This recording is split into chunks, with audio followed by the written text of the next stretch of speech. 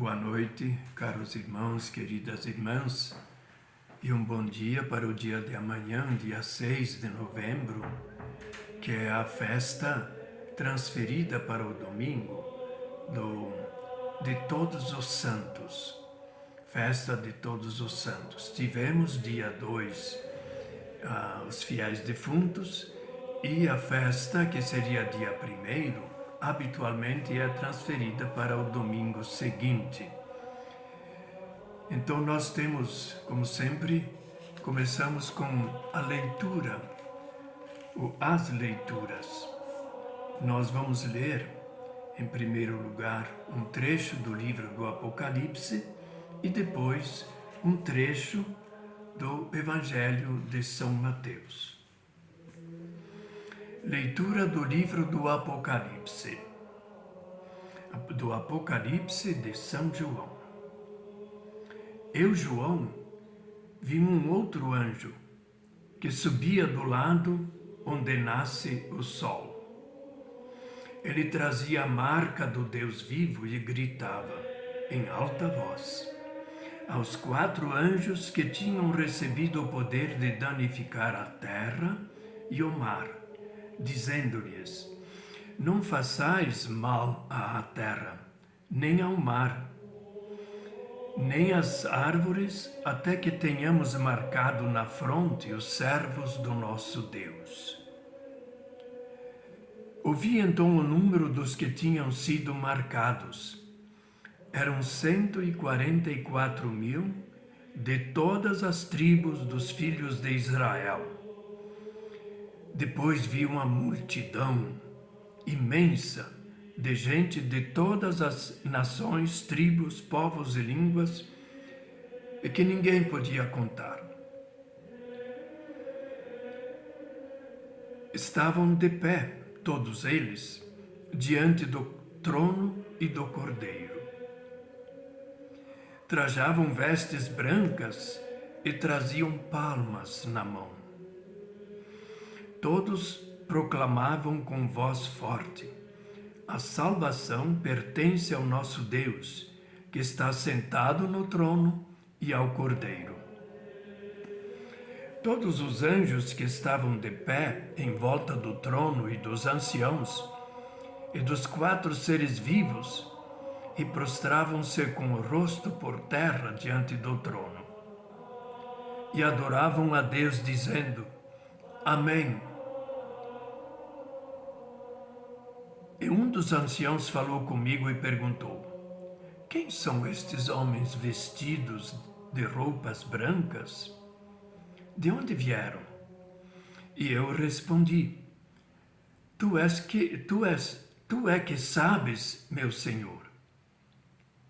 Então ele me disse, esses são os que viram ou vieram da grande tribulação, lavaram e alvejaram as suas roupas no sangue do Cordeiro. O Salmo responsorial, ele tem uma frase muito bonita do Salmo 23. É assim a geração dos que procuram o Senhor. E depois seguem os versos que nós encontraremos amanhã na Santa Missa. E agora a leitura do Evangelho. Proclamação do Evangelho de Jesus Cristo segundo Mateus. Naquele tempo, vendo Jesus as multidões, subiu a um monte e sentou-se. Os discípulos aproximaram-se e Jesus começou a ensiná-los. Bem-aventurados os pobres em espírito, porque deles é o reino dos céus. Bem-aventurados os aflitos, porque serão consolados. Bem-aventurados os mansos, porque possuirão a terra. Bem-aventurados os que têm fome e sede de justiça, porque serão saciados. Bem-aventurados os misericordiosos, porque alcançarão misericórdia. Bem-aventurados os puros de coração, porque verão a Deus. Bem-aventurados os que promovem a paz, porque serão chamados filhos de Deus. Bem-aventurados os que são perseguidos por causa da justiça, porque deles é o reino dos céus. Bem-aventurados sois vós, quando vos injuriarem e perseguirem, e mentindo, disserem todo tipo de mal contra vós, por causa de mim. Alegrai-vos e exultai, porque será grande a vossa recompensa nos céus. Palavra da salvação. Glória a vós, Senhor. Então, a primeira leitura é do livro que nós já ouvimos várias vezes nas Santas Missas, e hoje ela apresenta uma cena, de certo modo, triunfal, mas um triunfo que vem depois de muito sofrimento. O evangelista João, a quem é atribuído este livro, ele escreve em tempos de perseguição do Império Romano. Então ele agora apresenta nesse capítulo 7 como será o julgamento divino. Como serão protegidos os que seguem a Jesus Cristo, são-lhe fiéis, e qual é a glória que os espera na vida eterna. Então esses anjos aí são sempre, digamos, mensageiros divinos, né? Aqui ele diz que são capazes de danificar a terra.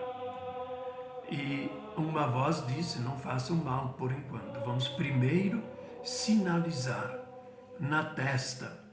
Então esse sinal na testa é uma forma de cruz, assim. E depois por cima, transversal, chamado tau franciscano. O tau é a última letra do alfabeto. É um símbolo para dizer: quem tem a última palavra da salvação não são os poderes deste mundo, mas somente o Senhor Jesus, que morre por nós, ressuscita e nos dá a força de seu Espírito para os momentos difíceis de luta em nossa vida. E aí então vem um número simbólico também, né? 12 é o número das 12 tribos do povo de Israel, que cada uma tem o seu nome. Representa então a salvação que vem através da fidelidade a Jesus Cristo. Ela vem por parte dos judeus para os judeus. Mas além desses 12.000 de cada tribo, das 144.000, então o visionário vê uma imensa multidão, composta de todas as nações, não é? Tribos, povos, línguas, e que ninguém podia contar. Então ele está afirmando aqui que a salvação que Jesus traz, por ser judeus, não é só para o judeu. Ele traz para todos os povos, todas as nações.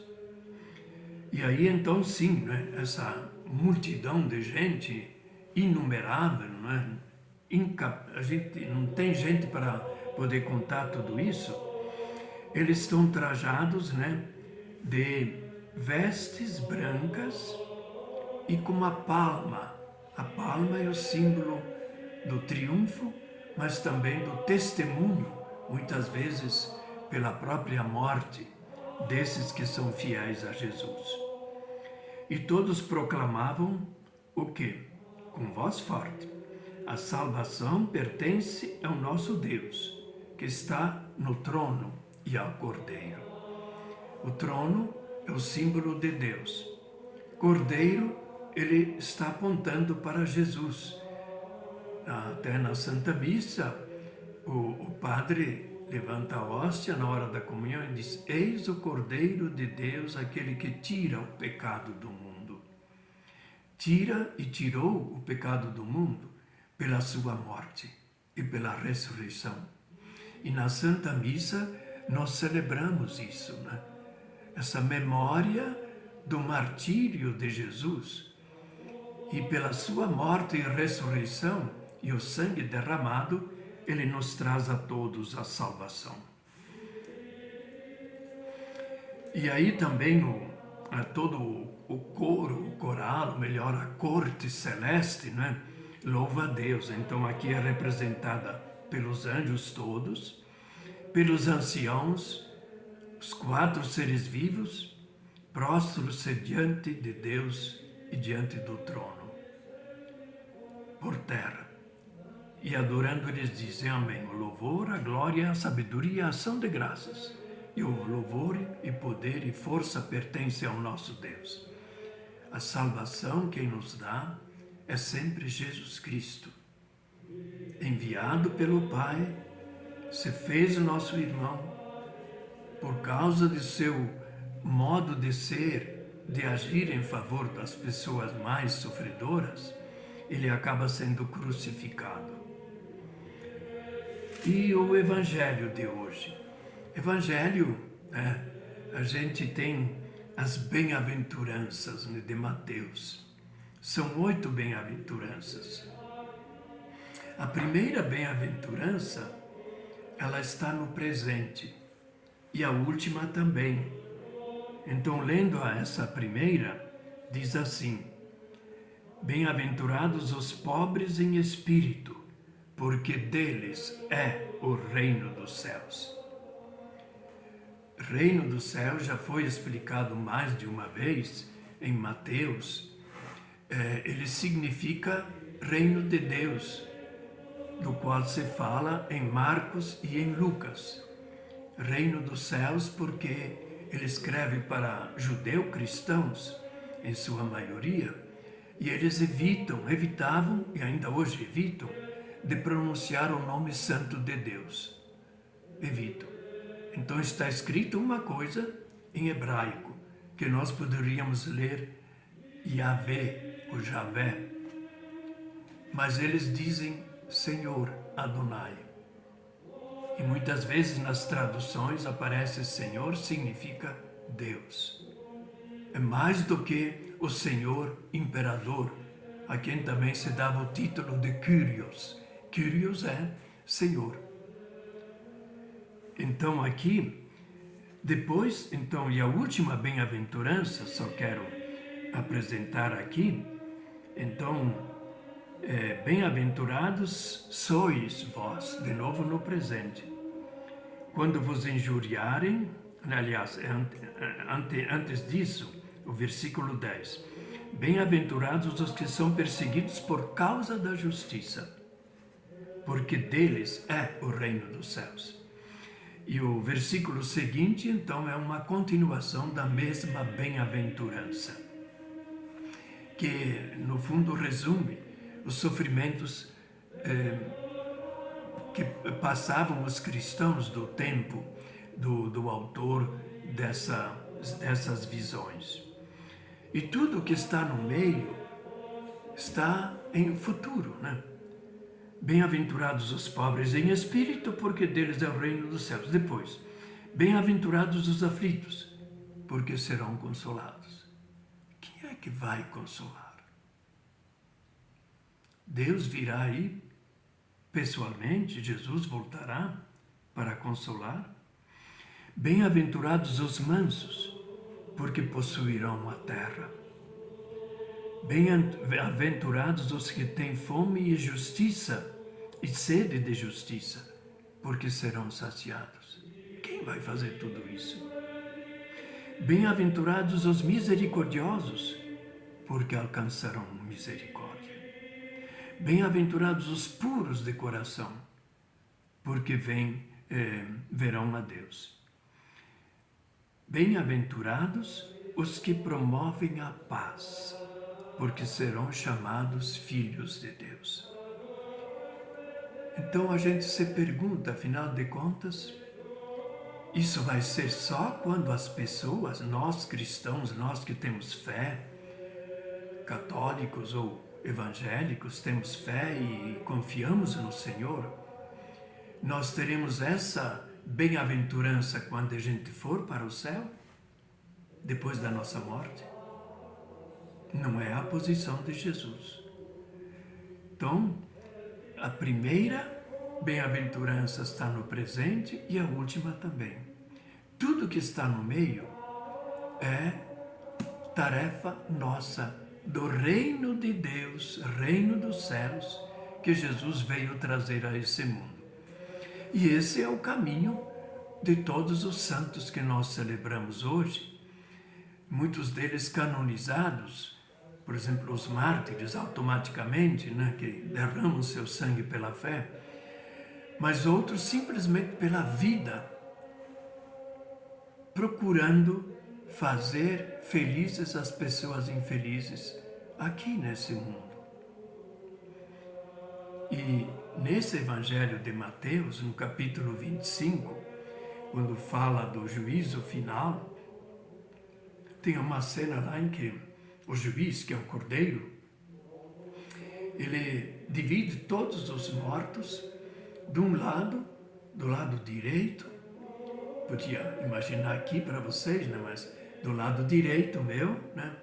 São aqueles que fizeram tudo isso que está no futuro, em sua vida. E do lado esquerdo, aqueles que não fizeram. E então, Jesus vai dizer: eu tive fome e me destes de comer, tive sede e me destes de beber, estava nu e me vestiste, estava encarcerado e fostes me visitar, e assim por diante, não é?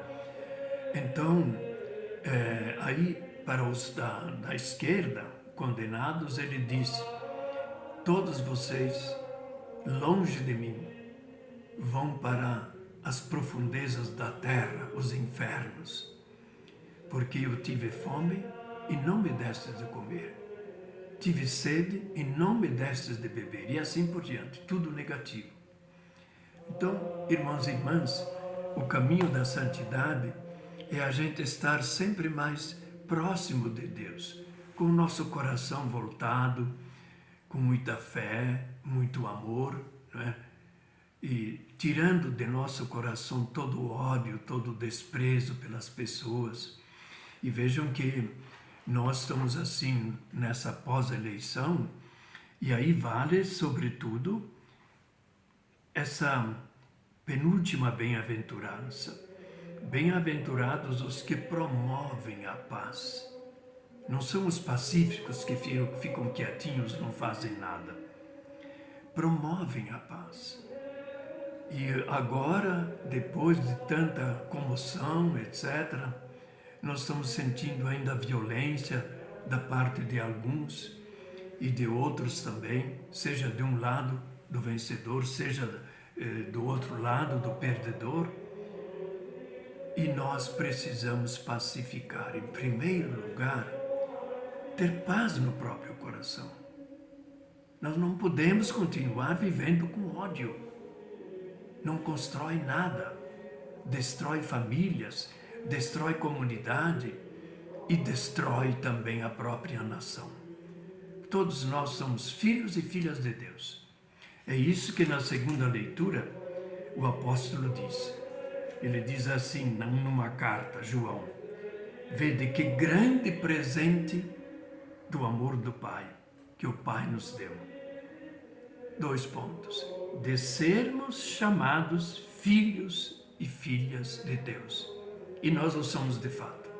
Nós somos todos irmãos. Então não tem sentido nenhum guardar rancor desse ou daquele, desejar a morte. A morte vem quando Deus quer, né? Então, gente, amor é o central da nossa vida. Os santos são um exemplo para nós, um estímulo para a gente buscar sempre a paz, o bem, o amor. E que Deus, com a sua graça, a Eucaristia que nós vamos receber no dia de amanhã, nos ajude e nos dê força para seguirmos sempre o bem, fugindo sempre do que é mal para nós e para as pessoas que são filhos e filhas de Deus. Que assim seja, meus irmãos e minhas irmãs.